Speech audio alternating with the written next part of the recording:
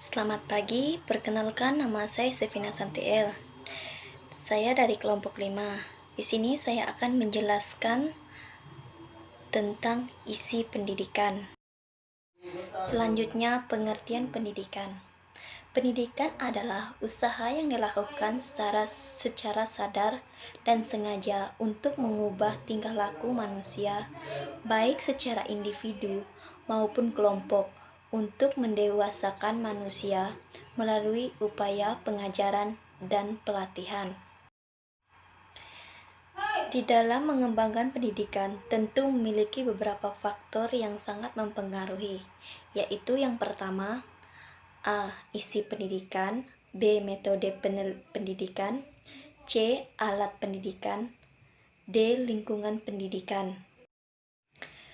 Di dalam isi pendidikan perlu dimaknai terlebih dahulu apa yang dimaksud dengan mendidik. Menurut Drikarya 2006, mendidik adalah pertolongan atau pengaruh yang diberikan oleh orang yang bertanggung jawab kepada anak supaya anak menjadi dewasa. Tujuan untuk mendewasakan seseorang anak tersebut ditetapkan sebagai isi atau materi pendidikan. Isi pendidikan adalah segala sesuatu yang diberikan kepada segala pendidik untuk keperluan pertumbuhan. Isi pendidikan berbeda dengan isi pengajaran. Di dalam isi pendidikan mencakup mentransfer isi mengenai dengan keterampilan.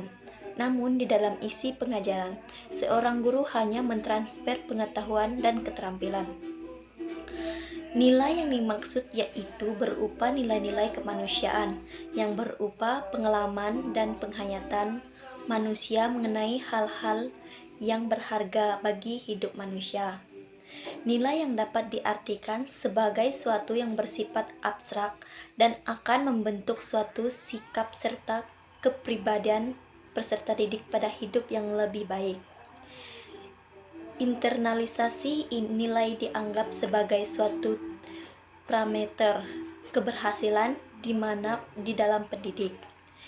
Internalisasi nilai dilihat dari beberapa tahap, yakni kognitif atau pengenalan, afektif, perasaan, konektif, kehendak, dan praktis.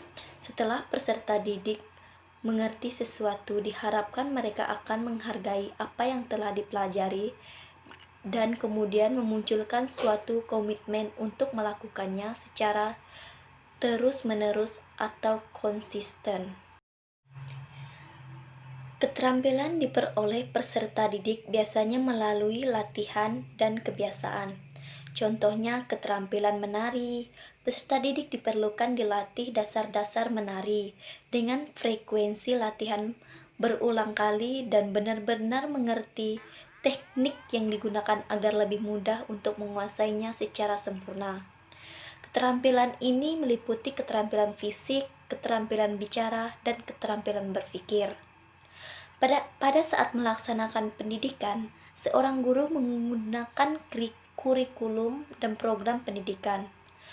Kurikulum dalam arti luas adalah keseluruhan kegiatan yang disusun untuk dikembangkan oleh sekolah diperuntukkan bagi peserta didik dalam membimbing guru melalui kegiatan interkurikuler dan ekstrakurikuler. Jika dipandang dalam arti sempit, kurikulum adalah keseluruhan mata pelajaran yang disusun secara sistematis dan berurutan secara disajikan kepada peserta didik. Di dalam proses penelitian, menginteraksikan nilai bukanlah permasalahan yang sederhana. Hal ini disebabkan karena melibatkan hati nurani. Nilai disebabkan karena melibatkan hati nurani ini dikembangkan melalui refleksi dan ekspresi bahasa yang membentuk suatu kepribadian pada peserta didik agar tetap bermartabat. Peserta didik yang mengikuti proses pembelajaran menerima semua informasi yang telah diberikan, memiliki kemampuan untuk mengolahnya. Suatu stimulus yang diberikan kemudian diolah, diterjemahkan ke dalam otak, akan menghasilkan suatu persepsi. Pada akhirnya suatu persepsi tersebut akan membuat suatu stimulus yang diberikan kepada peserta didik juga selalu diperbaharui, sehingga peserta didik diajak untuk memikirkan dunia yang indah dan akan bermanfaat untuk hidupnya. Pengetahuan menurut Beojawijana adalah hasil daripada tahu. Oleh karena itu, pengetahuan sebetulnya meliputi segala aspek kehidupan manusia, termasuk di dalamnya nilai dan keterampilan. Hanya dalam isi pendidikan yang dibicarakan ini lebih mengacu pada pengetahuan yang berasal dari pengalaman indera dan pengetahuan yang berasal dari pengalaman rasio atau budi. Selanjutnya yaitu faktor yang diperhatikan dalam menyusun kurikulum, yaitu yang pertama, 1. Harus mengingat kepentingan peserta didik, yaitu pertumbuhan dan perkembangan serta kebutuhannya. 2. Perkembangan ilmu pengetahuan dan teknologi. Ketiga, mengaju dan menunjukkan pembangunan. 4. Perkembangan dan dinamika masyarakat atau di lingkungan. Yang kelima, kesediaan dan kebudayaan.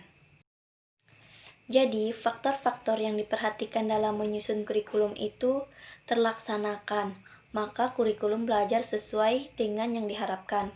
Hal ini menunjukkan bahwa tujuan pendidikan nasional pada Undang-Undang Nomor 20 Tahun 2003 telah tercapai dan sekaligus sebagai ciri kepribadian pada tujuan nasional pada pembukaan Undang-Undang Dasar 1945 alinea 4, yaitu mencerdaskan kehidupan bangsa.